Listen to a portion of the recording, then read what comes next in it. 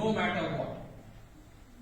The cost doesn't matter, the time doesn't matter. You do have to achieve it and you do have to find a path.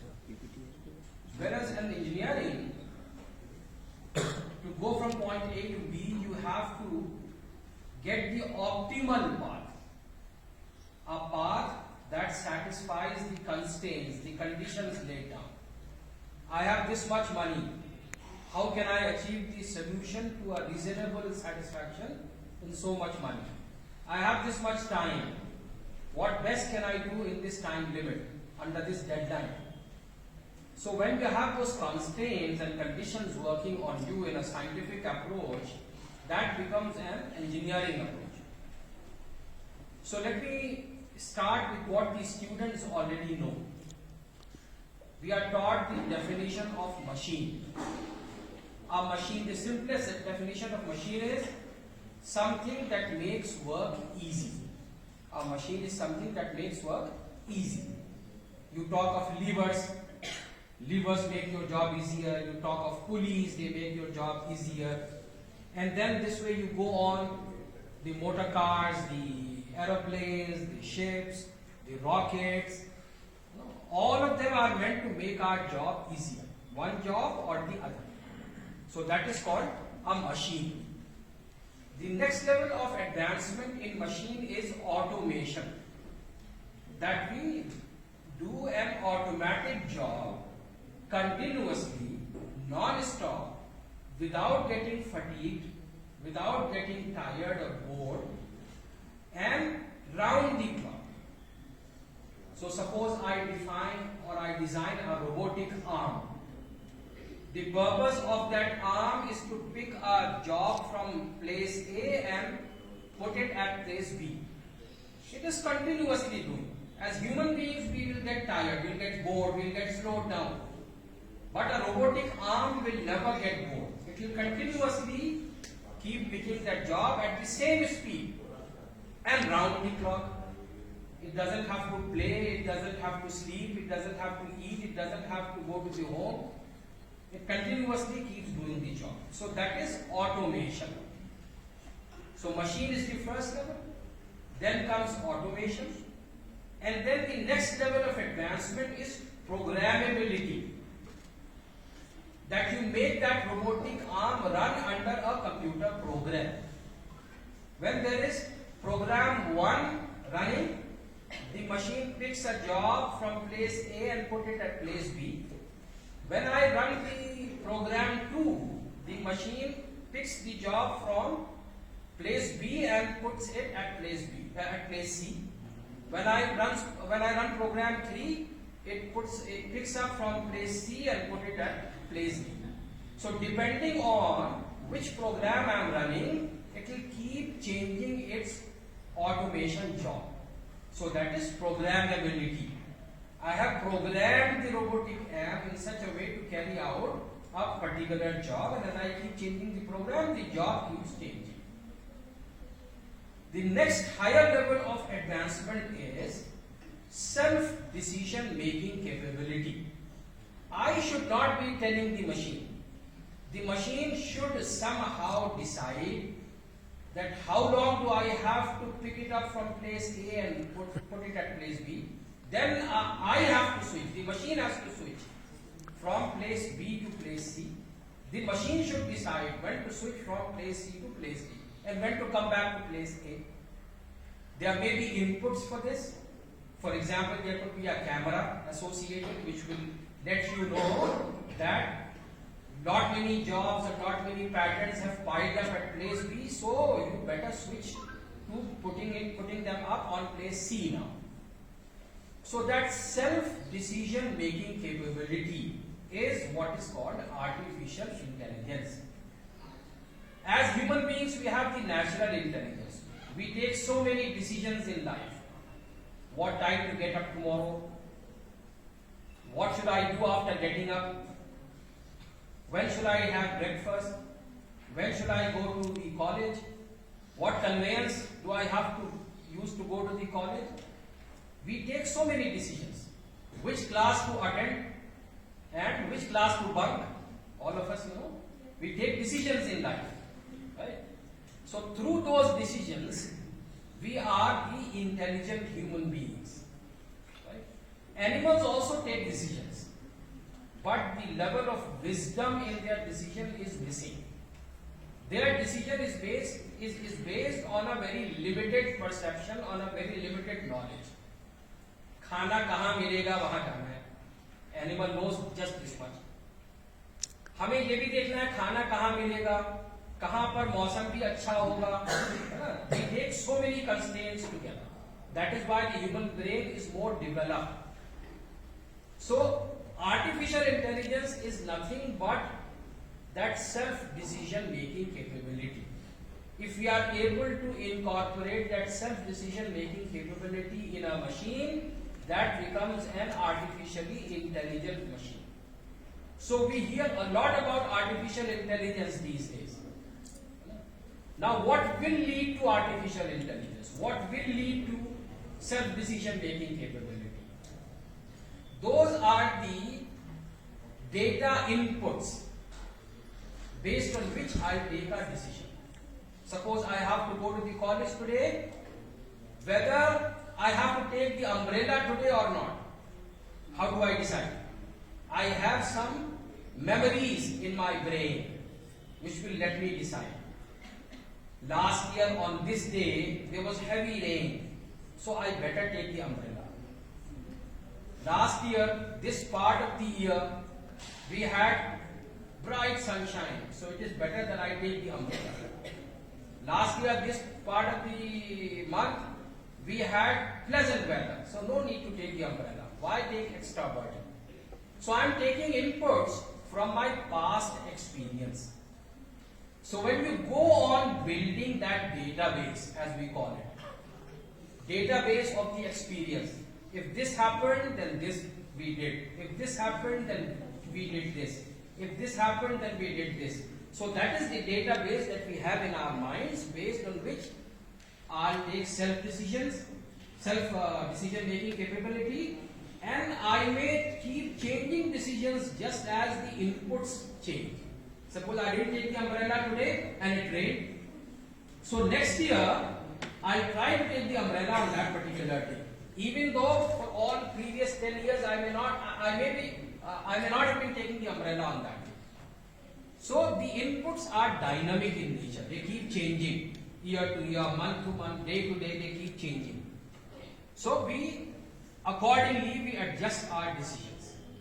We change our decisions. So that is called machine learning. That we have to learn from our daily experience.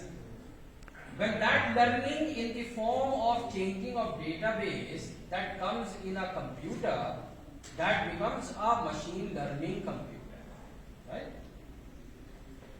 Now, in order to make my talk a little lighter, let me tell you a joke. It is said that future office will have 3 things: a computer, a man, and a dog. 3 things. The computer will do everything because it's self-decision making capable, it is artificially intelligent, it has got machine learning, it is connected on the internet, it does everything. Computer does everything. The dog is there to keep a watch on the computer so that nobody steals that computer. And the man is there to feed the dog. When we have artificially intelligent computers, the job of the man will be reduced to just feed the dog, and the dog will keep a watch on the computer, and the computer will do everything. Take it as a joke. It's not a reality, because in our theory of engineering there is a concept of man-machine system. So in man-machine system it is proved that the man component in the man-machine system may be minimized but cannot be eradicated. खत्म नहीं किया जा सकता man का component. आप minimise कर सकते हैं 1%, 0.1%, 0.01%, लेकिन वो कंपोनेंट रहना है. क्यों? Because that man component will provide those inputs to the computer through which it will learn. वो मशीन लर्निंग के जो इनपुट्स हैं वो आदमी ही प्रोवाइड करेगा कंप्यूटर को. तो main component can not be removed altogether, ठीक है। Lack of artificial intelligence, what kind of problems it will create. See, suppose there are two clocks, one clock is non functional, बंद पड़ी है एक घड़ी, the other clock is running 5 minutes late.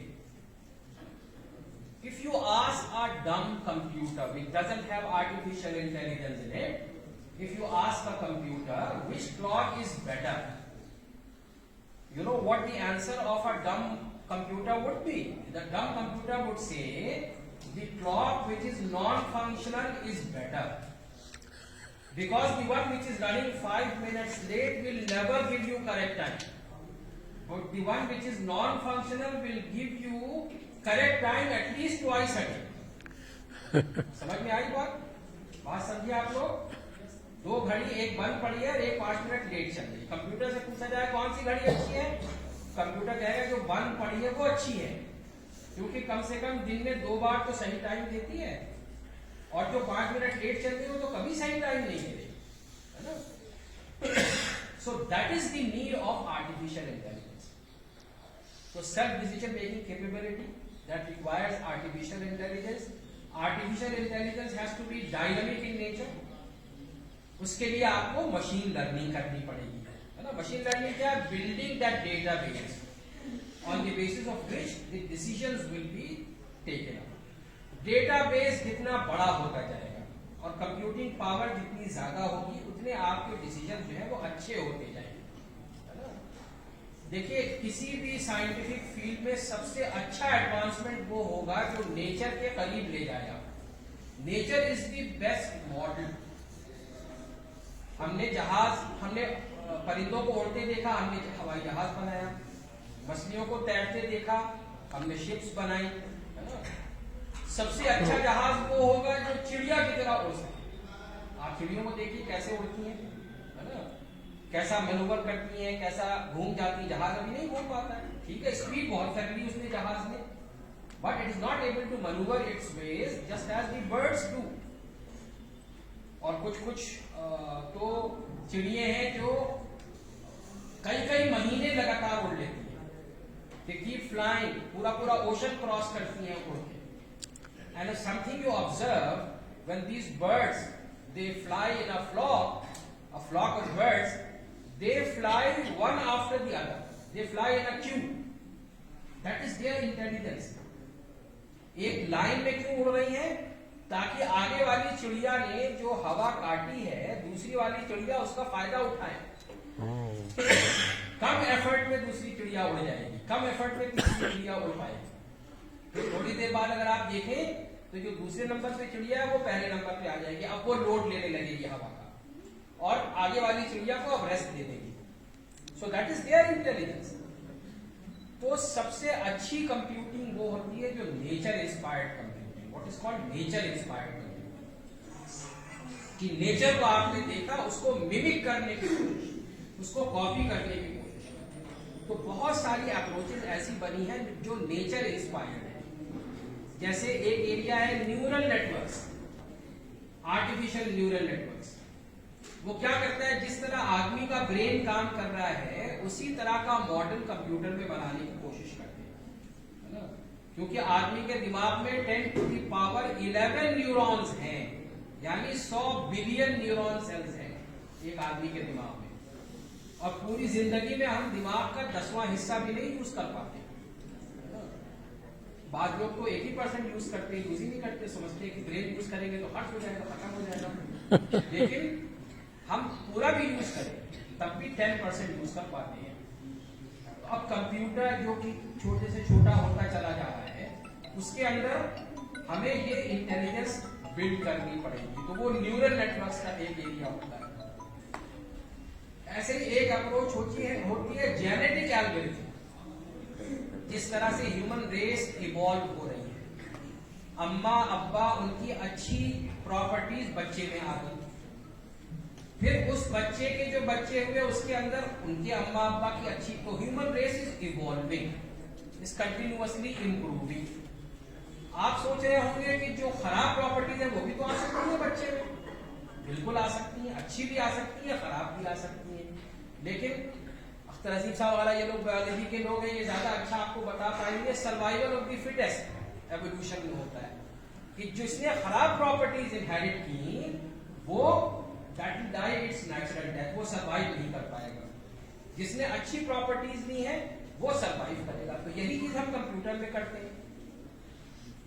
दो solution लिए, उन सोल्यूशंस में हमने क्रॉसओवर किया और क्रॉसओवर करके हमने 4 सोल्यूशन बना दिए। इन 4 सोल्यूशन को हमने चेक किया, इनमें से जो 2 अच्छे हैं उनको हमने रखा, जो 2 खराब है उनको हमने डिस्कार्ड कर दिया। फिर उन 2 में क्रॉसओवर कराया, फिर 4 बन गए। फिर उन 4 में जो 2 अच्छे थे वो रखे और जो 2 खराब थे वो निकाल दिए। तो इसमें क्या होगा, सिर्फ इंप्रूवमेंट ही होगा, खराब नहीं होगा सोल्यूशन। या तो वही रहेगा जिस लेवल पर था या इंप्रूव कर जाएगा। तो ऐसे जैसे जैसे जनरेशंस आते चले जाएंगे, sir you might be surprised to know that in genetic algorithm we have those solutions are called chromosomes. वो जो सेट ऑफ क्रोमोसोम्स है that is called initial population. फिर क्रॉसओवर तो मैंने अभी यूज ही किया। अरे बहुत अच्छा कॉन्सेप्ट होता है जेनेटिक एल्गोरिथम में म्यूटेशन, है ना। म्यूटेशन का कॉन्सेप्ट ये है कि अम्मा अब्बा में तो वो चीज नहीं थी लेकिन नेचर ने कहीं से वो चीज लाके डाल दी। बहुत लो प्रोबेबिलिटी के साथ होती है लेकिन होता है म्यूटेशन। जैसे हम लोग सुनते हैं रिक्शे वाले का बच्चा आईएएस बन गया, है ना। वो कैसे बन गया, वो नेचर ने कहीं से वो एक सरप्राइज एलिमेंट उसके अंदर डाला। तो वो सरप्राइज एलिमेंट को हम कहते हैं म्यूटेशन। और मैथमेटिक्स की जबान में जो मैथमेटिक्स के टीचर होंगे वो यहां समझेंगे कि म्यूटेशन का फायदा ये होता है कि अगर आपका सोल्यूशन लोकल मिनिमा में फंस गया है तो म्यूटेशन, अब जब आप क्रॉसओवर कर रहे हैं वो थोड़ा सा लोकल मिनिमा से खिसका, फिर लोकल मिनिमा में गिर गया ग्रेडिएंट डिसेंट की वजह से। लेकिन जब आप म्यूटेशन करेंगे तो वो कहीं दूर चला जाएगा, फिर एब्सोल्यूट मिनिमा की तरफ बढ़ने लगेगा, एब्सोल्यूटली ऑप्टिमल सॉल्यूशन की तरफ बढ़ने लगेगा। तो वो म्यूटेशन भी उसके अंदर हम इनकॉर्पोरेट करते हैं but with a very low probability. अब प्रोबेबिलिटी क्या है ये भी समझ लीजिए। हम में से बहुत से लोग प्रोबेबिलिटी नहीं समझ पाते। प्रोबेबिलिटी अगर हम मास्टर कर लें तो हम किसी भी प्रॉब्लम को हम मॉडल कर सकते हैं यूजिंग प्रोबेबिलिटी, है ना। जिन लोगों ने प्रोबेबिलिटी पढ़ी होगी बच्चों ने या सुना होगा, हमने कॉइन टॉस किया, हेड आने की प्रोबेबिलिटी कितनी है 50%, 0.5। टेल आने की प्रोबेबिलिटी कितनी है 0.5। ठीक है, क्या मतलब है इसका, क्या हम अगर 2 बार कॉइन टॉस करें तो एक बार पक्का हेड एक बार पक्का टेल आएगा, नहीं आएगा। तो फिर 0.5 का क्या मतलब हुआ। अच्छा चलिए 2 बार नहीं 4 बार कॉइन टॉस किया तो क्या 2 बार हेड 2 बार टेल आएगा, may be, you not sure. तो फिर 0.5 का क्या मतलब, 50% चांस जैसा कहा, क्या मतलब। देखिए इसका कॉन्सेप्ट ये है, when the number of trials tend to infinity, यानी जब इंफिनिट बार कॉइन टॉस किया जाएगा तब 50% टाइम्स हेड आएगा, 50% टाइम टेल आएगा, है ना। Anything short of infinity will take you close to probability but not the exact probability है ना। अब फिर एक जोक सुनिए जिससे हम एक सबक लेंगे।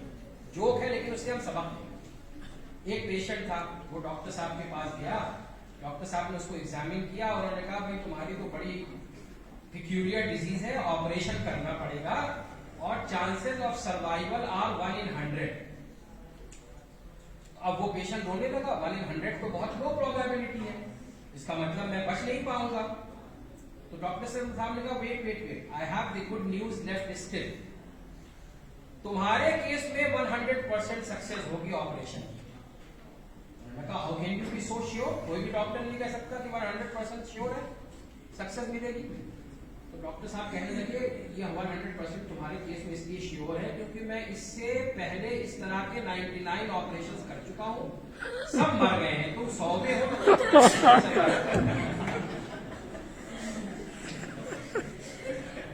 Is that what 1 in 100 mean? No. 1 in 100 का क्या मतलब है? इस तरह के अगर इन्फिनिट ऑपरेशन हो by different surgeons across the world, तो उसमें 99% मर जाएंगे और 1% बचेगा। समझ गया? तो ये प्रोबेबिलिटी का कॉन्सेप्ट है जिसको हम लोगों को समझना चाहिए। इनफैक्ट अगर वो डॉक्टर साहब 99 पेशेंट्स पहले ही मार चुके हैं तो बहुत लाइकली है कि 100वां भी मारेगा, क्योंकि he is not a good surgeon then. तो ये प्रोबेबिलिटी जहां कहीं आए तो ये सोचा कीजिए कि इस तरह की, जैसे मैंने कहा कि भाई 2 ग्लास है, एक में प्रोबेबिलिटी ऑफ वाटर 70.7 है, एक में प्रोबेबिलिटी ऑफ वाटर 0.3 है। क्या मतलब हुआ इसका? इसका मतलब ये हुआ कि इस तरह के अगर इन्फिनिट ग्लासेस होंगे तब उसमें 70% में पानी होगा, और इस तरह के अगर इन्फिनिट ग्लासेस होंगे तो 30% में पानी होगा, बाकी 70% में कुछ और होगा। तो वो इन्फिनिटी का कॉन्सेप्ट बहुत इंपॉर्टेंट है प्रोबेबिलिटी। तो म्यूटेशन होता है with a very low probability.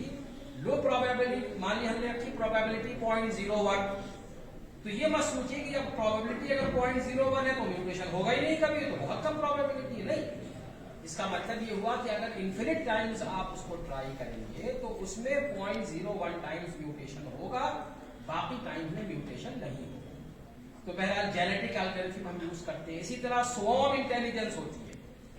Swarm बीज, अभी कुछ दिनों पहले टिड्डी का वो आया था ना, पूरा हरियाणा सब कितने खेत खा लिए थे उन्होंने। छोटी छोटी क्रिएचर्स हैं लेकिन they combine together and do bigger jobs, पूरा खेत साफ कर लेंगे, है ना। ऐसे ही बात होती है एंट कॉलोनी ऑप्टिमाइजेशन की। चींटी, कितना उसमें ब्रेन होता होगा, कितनी अकल होती होगी, लेकिन they combine and they form a group wisdom, है ना। वो फिजिकली भी कंबाइन करती है और मेंटली भी कंबाइन करती है। अब देखिए एक लाइन में जाती है तो रास्ता नहीं भूलती, पूरा एक लाइन बनी रहती है आगे जाने वाली चींटियों की, तो रास्ता नहीं भूलती। तो इस तरह की नेचर इंस्पायर्ड कंप्यूटिंग में डेवलपमेंट्स बहुत सारे हुए हैं। Ant colony optimisation, swarm intelligence, genetic algorithms, neural networks. ये क्या है? हमने नेचर को देखा और उसको हमने मिमिक किया। ठीक है, अब एक और टेक्निक की मैं बात करता हूं। इलेक्ट्रिक कार्स आप सुन रहे हो, इलेक्ट्रिक कार्स सबसे अच्छी कार कंपनी इलेक्ट्रिक कौन सी मानी जाती है? कौन बताएगा? टेस्ला। कौन है फाउंडर उसका? मस्क है। ठीक है, आपको ये जानकर ताज्जुब होगा कि कार की जितनी बड़ी बड़ी कंपनीज हैं, फोर्ड है, क्राइसलर है, ये सब मिशिगन स्टेट में है। यूनाइटेड स्टेट्स का मिशिगन स्टेट का एक शहर है डिट्रॉइट, वहां पर है ये बड़ी बड़ी कार की कंपनीज। लेकिन मस्क ने टेस्ला कार कंपनी खोली सिलिकॉन वैली में। क्यों? उसने मिशिगन में क्यों नहीं खोली? क्योंकि टेस्ला कार उतनी नहीं है जितना कंप्यूटर है। क्योंकि देखिए एज अ कार तो उसमें कुछ भी नहीं है, एक बैटरी है, एक मोटर है, और कुछ है ही नहीं ना। उसमें कंबस्शन होना है, जैसे पेट्रोल जलता है उससे ताकत मिलती है, कार वो सब कुछ करना ही नहीं है। बैटरी है, चार्ज होगी, बैटरी से मोटर लगा दी, गाड़ी भागने लगेगी, है ना। तो as a machine, as a mechanical machine उसमें ज्यादा नहीं, लेकिन उसमें क्या है? आर्टिफिशियल इंटेलिजेंस बहुत ज्यादा है, कंप्यूटर का कंपोनेंट बहुत ज्यादा है। वो कार सीखती है, सेल्फ ड्रिवन कार्स होती है। सेल्फ ड्रिवन कार्स कि आप बैठे हैं, कार चल रही है, इनपुट कहां से ले रही है? कैमरे, सेंसर्स लगे हुए हैं, उससे वो देख रही है कि अगली कार उससे कितनी दूर है, और उसमें आपने जीपीएस भी डाल दिया तो जीपीएस से वो रास्ता भी निकाल रही है। आप खाना खाने गए किसी रेस्टोरेंट में, आप उतर गए, कार अपने आप गई, पार्क हो गई, फिर आपने अपना कमांड दिया अपने ऐप पर, कार निकल के आके खड़ी हो गई आपके सामने, आप उसमें बैठ गए, आपको घर ले गई। तो सेल्फ ड्रिवन कार्स बना रहे हैं। I have a friend in the Silicon valley, he told me कि टेस्ला कार जो है वो इतना उसके अंदर लर्निंग है, मशीन लर्निंग है, कि वो घर जाते थे सेल्फ ड्रिवन मोड में तो एक टी पॉइंट पे कार थोड़ा लहराती थी, तो एक बार उन्होंने वो कार खुद चलाई और टी पॉइंट से मैनूवर किया, तो उस कार ने सीख लिया। नेक्स्ट टाइम जब वो कार वहां गई तो वो लहराई नहीं, उसने बहुत अच्छे से वो निगोशिएट किया टी पॉइंट। तो उस गाड़ी ने सीख लिया ड्राइवर से कि ड्राइवर साहब ने कैसे चलाया, वैसे मैं भी अगली बार चलाऊंगी, अपने आप को चलाऊंगी। तो सेल्फ ड्रिवन कार्स का कॉन्सेप्ट टेस्ला कार कंपनी से आया। उसमें क्या? आर्टिफिशियल इंटेलिजेंस बहुत ज्यादा है, लर्निंग, ड्राइवर ने कैसे चलाया और गाड़ियां कैसे चल रही है, वो कितना दूर है, मुझे कैसे चलाना है, ये सब बातें होती हैं।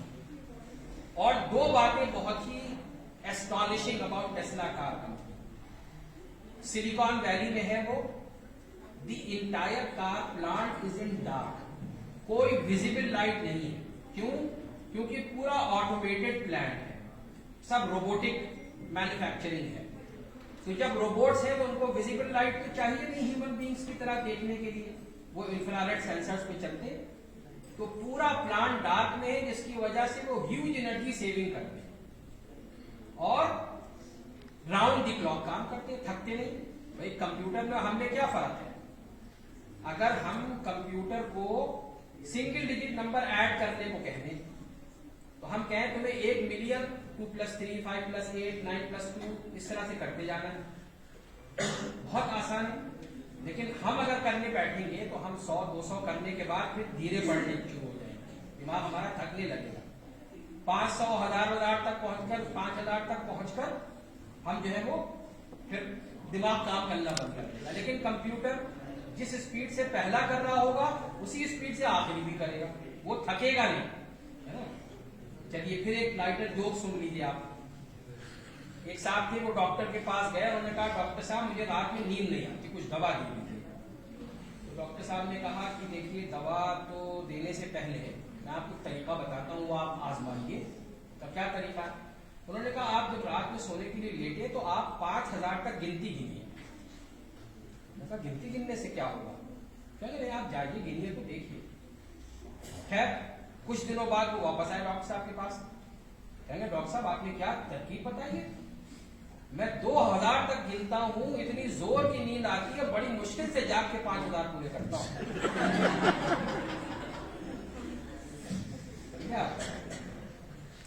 तो बहरहाल जो मैंने सुना है कि गिनती गिनने में भी आप स्लो हो जाएंगे। शुरू में 1 2 3 4 5 6 7 8 तेज गिनेंगे, उसके बाद स्लो हो जाएंगे। कंप्यूटर जिस स्पीड से यहाँ ऐड कर रहा होगा, जिस स्पीड से यहाँ काउंट कर रहा होगा, उसी स्पीड से आगे वाला भी करेगा, है ना। तो वो थकता नहीं, उसके बीवी बच्चे नहीं, उसको खाना नहीं खाना है ना, उसको कहीं जाना नहीं है, उसको किसी शादी में अटेंड करनी है उसको। तो राउंड द क्लॉक काम करती है वो कंपनी, और उसमें कोई विजिबल लाइट नहीं है, ह्यूज एनर्जी सेविंग है। पहली बात ये। दूसरा ये कि बहुत कॉम्पैक्ट प्लांट है। कॉम्पैक्ट प्लांट इस तरह से है कि उसमें इंच टू इंच पैकिंग है, क्योंकि रोबोटिक मोशंस हैं। तो रोबोट का मोशन तो आपको पता है, इससे घूमेगा, इससे ना आगे जाएगा ना पीछे आएगा। तो आप इंच टू इंच पैकिंग कर दीजिए। जब ह्यूमन बीइंग्स को मूव करना होता है तब आपको एक्स्ट्रा स्पेस देनी पड़ती है। कोई ओबीज होगा, कोई स्लिम होगा, कोई ऐसे हाथ बाहर फेंक के चल रहा होगा, है ना। तो आपको जो है वो अपने आप को संभालने के लिए आपको एक्स्ट्रा स्पेस देनी पड़ी, है ना। तो इसलिए आप इसके अंदर स्पेसिंग बहुत कॉम्पैक्ट कर ले रहे हैं। तो स्पेसिंग से भी आप पैसा बचा पा रहे हैं और आप जो है वो विजिबल लाइट ना होने की वजह से भी काफी एनर्जी सेविंग कर पा रहे हैं। और सिलिकॉन वैली में जो प्रॉपर्टी है वो बहुत कॉस्टली है, यहां तक कि पार्किंग बहुत कॉस्टली है। अभी मेरा इंट्रोडक्शन में आप बता रहे थे यूनिवर्सिटी ऑफ कैलिफोर्निया बर्कली से मैंने पोस्ट डॉक किया, तो वहां पर हर कोई पब्लिक ट्रांसपोर्ट से आता है, क्योंकि car parking is very costly. वहां पर कार पार्किंग सिर्फ फ्री है नोबेल लॉरेट्स के लिए। यूनिवर्सिटी ऑफ कैलिफोर्निया बर्कली एक यूनिवर्सिटी बोस्ट्स ऑफ 35 नोबेल लॉरेट्स। एक यूनिवर्सिटी से 35 नोबेल लॉरेट्स निकले। तो वहां पर एक जोक है कि if you want to get a free parking in the Silicon Valley, get a Nobel prize. अगर फ्री पार्किंग चाहिए तो नोबेल प्राइज लीजिए, तब आपको फ्री पार्किंग मिलेगी, वरना पार्किंग बहुत कॉस्टली। अब 1 घंटे का $10 $15 घंटे के हिसाब से बढ़ रहा है पैसा, तो बहुत बहुत महंगी पड़ जाती है पार्किंग। उसमें क्या हुआ, एक साहब पहुंचे एक फाइनेंस कंपनी में और उन्होंने कहा कि मुझको $5000 कर्ज चाहिए, लोन चाहिए। उन्होंने कहा ठीक है, हम तो फाइनेंस कंपनी, हम तो लोन देती है, हम बिल्कुल दे देंगे। आप मॉर्गेज में क्या रखेंगे, जमानत में आप क्या रखेंगे? उन्होंने कहा ये मेरी मर्सिडीज गाड़ी है, इसको आप मॉर्गेज में रख लीजिए, $5000 की मुझे जरूरत है, आप दीजिए। उन्होंने कहा $5000 में मॉर्गेज मर्सिडीज गाड़ी, बहुत अच्छी बात है, हम रख लेते हैं। उन्होंने रख ली मर्सिडीज, वो चले गए। 1 हफ्ते बाद वो वापस आए, $5000 उन्होंने कैश निकाल के दिए और कहा भाई इस पे कितना इंटरेस्ट हुआ एक हफ्ते में, उसने कैलकुलेट करके बताया $300-400 जो भी बताया उन्होंने वो भी उसको कैश दिए और कहा मेरी मर्सिडीज वापस कर दीजिए, मैं जा रहा। खैर वो मर्सिडीज लाके उसने उनको दी, लेकिन उसने कहा मेरा एक सवाल बता दीजिए। मैं ये समझ नहीं पाया कि आपके पास मर्सिडीज गाड़ी है तो आप अच्छे मालदार होंगे, अमीर होंगे, तो आपको ये $5000 की क्या जरूरत पड़ गई? भाई कैश नहीं था तो आपके पास क्रेडिट कार्ड होंगे, उनको आप यूज कर सकते थे। $5000 के लिए आपने लोन लिया और $300 भरे आपने उसके इंटरेस्ट में। तो उन्होंने कहा नहीं मुझे असल में $5000 की जरूरत नहीं थी, लेकिन मैं एक हफ्ते अपनी मर्सिडीज गाड़ी मुझे खड़ी करनी थी तो मैं खड़ी कहाँ करता $300, पार्किंग आती उसकी कई $1000। तो मैंने आपके यहाँ वो जमानत में रख दिया और मैंने इंटरेस्ट $300 देके एक हफ्ते की पार्किंग आपके यहाँ करवा ली मर्सिडीज। तो मैं बता रहा था कि टेस्ला कार कंपनी ने उसको कॉम्पैक्ट बनाकर इकोनॉमिकल भी रखा और आर्टिफिशियल इंटेलिजेंस भी उस गाड़ी के अंदर डाली। और अच्छा ऐसी वहां पे गूगल कंपनी है, गूगल हम सब लोग यूज करते हैं सर्चिंग, है ना, कितना एस्टॉनिशिंग लगता है कि साहब कुछ भी क्वेरी डाली और फट से उसने दे दिया। अरे भाई सब चीज पता है, आप चैट जीपीटी की बात हो रही है, चैट जीपीटी साहब क्या वंडरफुल है साहब, कुछ भी कहिए वो कर दे रहा है। वो कर नहीं रहा है, हमने उसको सिखाया है इसलिए कर रहा है। गूगल सर्च इंजन इसलिए सर्चिंग कर रहा है क्योंकि हमने उसको एल्गोरिथम बताई है। Computer is nothing but a faithful slave, सिर्फ एक गुलाम है, वफादार गुलाम है कंप्यूटर। आप जैसा उसको कहेंगे वैसा करेगा, आप उसको जैसा सिखा देंगे वैसा करता रहेगा, बस, है ना। उसकी अपनी सोच नहीं है, आप जो सोच उसको डाल देंगे वही सोच है, वही करेगा। तो गूगल सर्च इंजन है वहां पर। अब मैं जरा थोड़ा सा बड़े लोगों की तवज्जो चाहूंगा, बड़े लोग थोड़ा सा ये सोचे, बच्चे भी सोचे। आपने कभी ये वंडर किया why Silicon Valley is Silicon Valley? Silicon Valley को सिलिकॉन वैली किस चीज ने बनाया?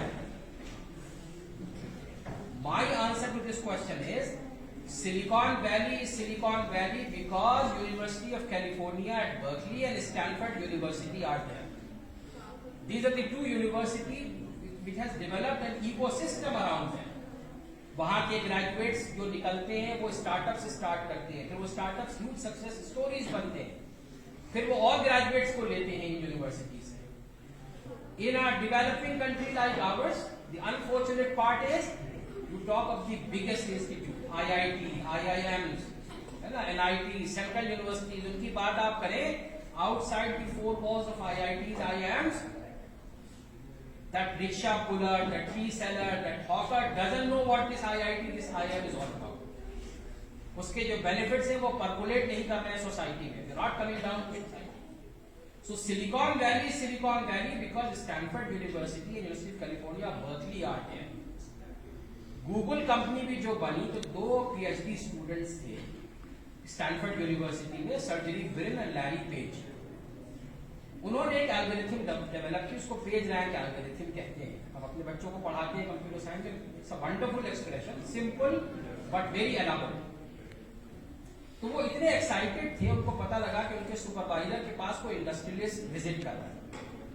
तो ये अपने सुपरवाइजर के ऑफिस के पास अपने हाथ में लैपटॉप ऑन किए खड़े थे कि जब वो इंडस्ट्रियलिस्ट निकलेगा तो उसको बताएंगे हमने ये डेवलप किया। When that industrialist came out of the supervisor's room after the discussion, on the way to the parking lot, on the way they explained that PageRank algorithm to him and convinced him to the extent that by the time he got into his car, he pulled out his checkbook, wrote a check for $100,000 and wrote "Pay Google Inc." and signed it and drove away. Brin and Page, they write in their autobiography that for full 2 weeks we did not know what to do with that check. That check was sitting in our drawers. After 2 weeks we decided to open a company with the name Google because then only the check would have been cashed. So they opened a company Google with the name Google, get that check cashed. They formed a small Linux cluster, started crawling the web, developed a search engine, and now they are a hugely successful story. They boast of the largest Linux cluster in the whole world. और Google के जो employees हैं उन्होंने ऐसी ऐसी innovative चीजें की हैं अपने यहाँ, और सब जगहों पे 5 days a week है। अमेरिका में 5 days a week, गूगल ने कहा हमारे यहाँ 4 days a week, 4 दिन आप हमारे लिए काम कीजिए, 5th डे पे आप आइए। आप हमारे लिए मत काम कीजिए, जो आपके इंटरेस्ट का काम हो वो कीजिए आप। बस सिर्फ हमारी कंडीशन ये है कि whatever product you will develop on the 5th day we'll have a right on it because we are paying for it. तो बहुत सारे उनके गूगल टूल्स, यूजफुल टूल्स बने हैं उस 5th डे के काम से, जब लोगों का दिमाग फ्री था और इंडिपेंडेंट थिंकिंग लोगों ने की, तो बहुत सारे गूगल टूल्स 5th डे पे बने। तो वो सिर्फ 4 दिन अपना काम करा के सैलरी देते हैं 5 दिन की।